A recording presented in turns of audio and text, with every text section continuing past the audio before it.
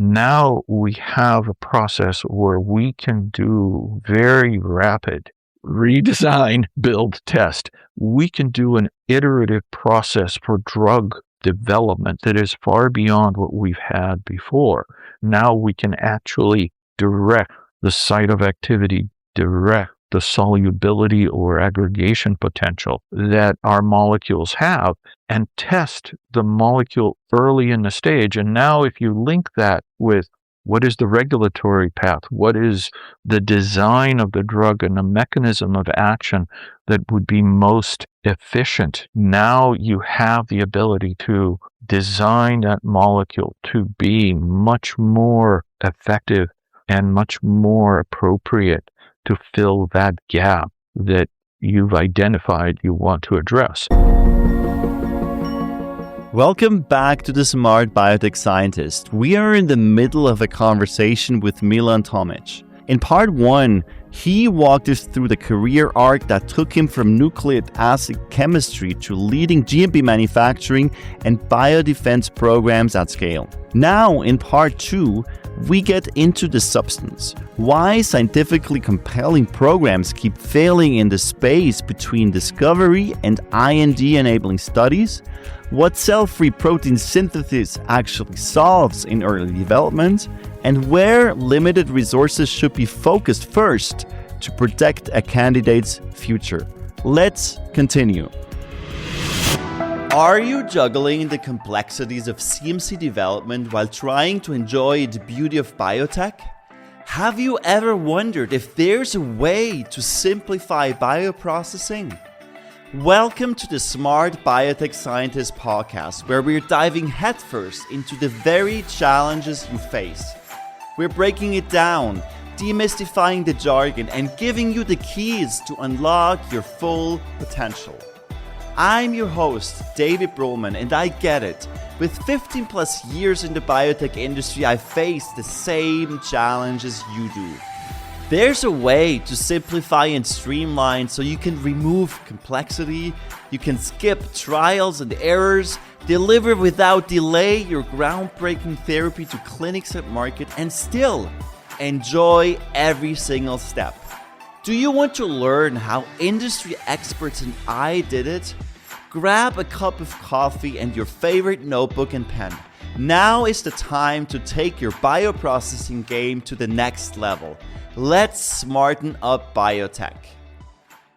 Now, as we move a bit earlier before you have this product that works, that is the right product and it's developed the right way, there is this well-known gap in drug development, usually the space between early discovery and then into IND-enabling studies. How are you closing this gap now with your current activities in your company? This is where I really wanted to implement some processes that actually are sort of at the cusp of where we are with the whole drug development paradigm. And this is a time, I think, when we have a lot of opportunities to change some of that prior perception of large amount of failures in translational development stages, as you have referred to, valley of death for a lot of projects. Some of what I've said previously was that yes, you need to take into account the gaps or what you need and how you need to develop this drug to meet market demand. That will help transition through the valley of death. In my experience, I've seen people address those kinds of things too late in the process. Too late in the process, are they addressing formulation? Too late in the process, are they addressing dose? And finding out that, their affinity or selectivity of a drug is not adequate or appropriate to meet what they need in a market, leading to larger doses, leading to side effects, then leading to failure or really dropping a project. If you take into account where it's going, you might be able to choose more appropriately the molecule you're developing. That would decrease this loss during that translational stage. Part that I started with, however, is even deeper than that. Now we have a process where we can do very rapid redesign, build, test. We can do an iterative process for drug development that is far beyond what we've had before. The engineering that we applied, for example, with humanization of drugs or looking to make things less immunogenic was only the start. Now we can actually direct the site of activity, direct the solubility or aggregation potential that our molecules have, and test the molecule early in the stage. And now if you link that with what is the regulatory path, what is the design of the drug and the mechanism of action that would be most efficient to have in the industry, now you have the ability to design that molecule to be much more effective and much more appropriate to fill that gap that you've identified you want to address. It doesn't mean your initial discovery was wrong. It just means your initial discovery opened the door to a lot more possibilities to enable you to get this thing into the right patient's hands. Let me reframe this in my word. What I take out of that, what you've just shared, Milan, is you have to start with the end in mind, knowing what kind of patient you're going to treat, and then also test as early as you can, not wait until the very last moment. That is absolutely correct. What kind of patient you're going to treat, what does that treatment involve, what kind of affinity do you need for the molecule's solubility, all of those are key points. It's not just anymore that you can do it or that you found something. It's more that you can adjust that something to be most appropriate for what the need is. And so your summary is very correct. I think we're at a point where we really have those tools and, as well, very importantly, the acceptance in the industry to take those steps, to engineer those molecules, to be able to provide a much more efficient drug discovery and development process. This really is what drove me to kind of set this in motion with Albram. Look at the picture in a slightly different way, incorporate some of my experiences like cell-free protein synthesis. And I've actually seen some industries. There was a recent, for example, seminar from AbbVie that really talked about this design, build, test at an early stage in drug development. And that was very heartwarming to see that type of an approach being applied. It's not generally there for everybody, but I think it's going to be potentially a good pathway to develop new drugs and products. At what stage do you generally start with cell-free production? Is that to generate tox material? Is that to develop the real manufacturing process? What is your strategy there? The strategy there is really to develop the test molecule if appropriate. If you look at it, it's more, what do you need? Does the molecule need to be glycosylated? Is it small? How much of it do you need? And honestly, at this point, there's enough reliance on basically CHO development that you could make it quickly in CHO.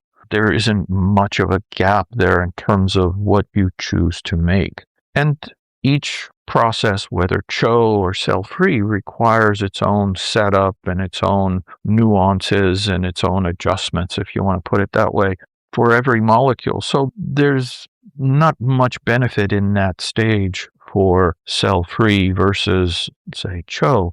But when you get into this design, build, adjustment phase, now those things that you worked out with cell-free really can pay off in a sense that they can provide you not just your test materials, but perhaps even more your tox materials, your initial materials where you're looking at the mechanism of action to make sure that your drug is meeting this need criteria or this gap or this design criteria that you've established.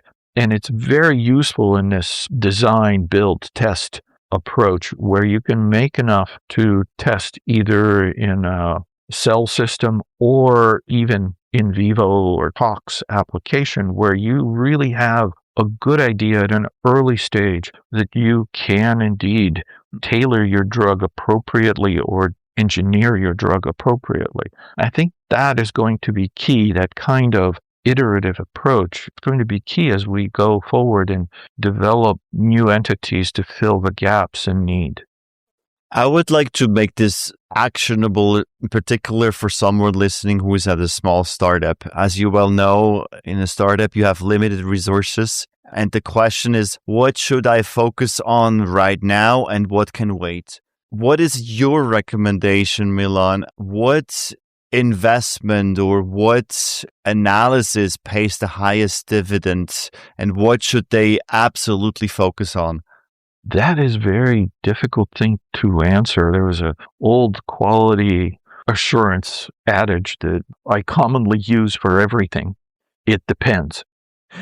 It really depends on the drug, how much you know about the drug, how much you know about its mechanism of action, how much you know about its molecular characteristics. And if you want to boil it down to just one general aspect, the degradation or stability of the drug is actually one of the most early tests or hurdles that you can look to overcome. If there are ways that you can stabilize this drug, you can have it to be either more soluble or less prone to cleavage or less prone to oxidation. If you can do that, then you have much more opportunity to go to the next stages of development. And you have much more opportunity to actually save retains and have those retains remain stable. And those retains in a future time, when you've learned more, you have more capability, and you have more things at your disposal, could be very, very useful to really building the pathway or understanding the pathway that you've taken. They may be also able to bridge from what you did early on and what results maybe you saw early on to some results that you may want to have later in development. So that would be the one thing I'd say that I could boil down. Look to make sure that you document things well and you save retains, and for that you will need some stability, some either formulation work or some molecular characterization and engineering work that may help your product to move to that next stage of development. This is very good advice. Thank you for making it actionable and simple, even though it's very complicated, but it's important that people who are developing new drugs, that they clearly understand what are the critical quality attributes, what is important, what do they need to focus on. I'd like to zoom out and look at your various diverse chapters again, because you upgraded the GMP facility. You secured over $150 million in US government contracts. You built quality systems from scratch. And now you're building your own company. So what are 2 or 3 success factors that you have constantly seen showing up across these various chapters? You know, that's going to be really something that is personal, right? In a sense that you want to be able to drive improvement. And across these different chapters, that improvement tends to be always something that you look at it from your point of view. And hopefully others find it useful as well. So in looking at all of this, I think you said it very well, is start with the end in mind, break up your goal into manageable pieces, really remain interested in how those pieces are connected, how they work, but also remain flexible because there may be better ways to link those pieces to have them work more efficiently or more appropriately. I think that is a really key thing, that you won't always succeed, but you have a plan B. You have an alternate way to get this moving forward. Things may not always be in a straight line, but you are still making progress forward to advance both your interests, the product, the project, and by taking it into manageable sections, looking and making sure those sections are strongly connected, appropriately connected, and knocking them down one by one is well worth the time to put the plan into motion. What is the hardest lesson you had to learn? Most recent one? I think there have been numerous ones that have gone along the way. When I was working with one of the products, Zelma, it was a great product, a great anti-psoriasis product. Unfortunately, it was at the early stages of these immune suppressant antibodies where it wasn't recognized for the necessary testing that you needed to do, and several patients died from brain swelling. That was hard. Knowing that, yes, you may have a great product, you may have everything done correctly, and you may have engineered things correctly, you may not know everything. That was hard. And what kept me going through that was that, okay, this was really helping a large number of cases, a large number of patients, but it wasn't helping everybody. And so going into clinic with very, very careful dosing paradigms was an important part of what we did for the multiple antibody programs. That, I think, is an important thing to remember. You don't jump and look to, oh, I'm just going to forego these first steps. Be safe in the development of this, because it can affect people adversely in ways that you may have never thought through. So that was just one big learning. In plant development, another very big learning is do not ignore the lighting in the room, because it can leak. It can be a huge gap in your pressure cascades that you haven't thought of before. And that caused a bit of a delay in getting that plant up and running, and had to innovate how to build new boxes to contain new lighting fixtures that could be essentially slid into the old ones. And there's a bit of learning in that, but don't ignore the lighting in the room, is the short quip. At the end of it all, the learning is also, I think, even broader, in a sense that, yes, you can dwell into the science of things, the how, the connections, but it's important to explain these to other people. It's important that you feel strong enough about those to bring them to discussions, to bring them to the forefront, to have that conviction. Because honestly, right now, as I began this somewhere in the beginning, we talked about salesmanship. It'll help your salesmanship, your drive, your convictions, your belief in yourself, and that will definitely help you to make it work. Yeah, that's definitely true salesmanship. And then also what resonates with me is small details matter. Long story short, we did once a tech transfer, and the lighting was different between the two labs, which led to different product quality. So small details matter. Small details matter. That led to one of your questions about process. I mean, you can design a plant to be flexible within limits, but you have more ability to design the process to fit into the plant than you have to have the plant, the process. And coming in with even resins that are hard to source, hard to qualify, hard to pack into a column, all those are things that you should consider as you're developing a process. You want things to be robust, you want things to be dependable, but that also can be part of including the choices early in the development plan, where now you have a resin that's easier to pack, a column that's easier to scale, a product that requires, for example, even less water to produce in a particular production workflow than, say, you might have thought of initially. So those kinds of things are very much important to fit your product into the overall plan for its development. As we are wrapping up, Milan, what questions should I have asked? Honestly, there's so much, and I sort of filled in the gap in terms of explanation of how, if you will, my curiosity, somewhat apparent random walk really wasn't.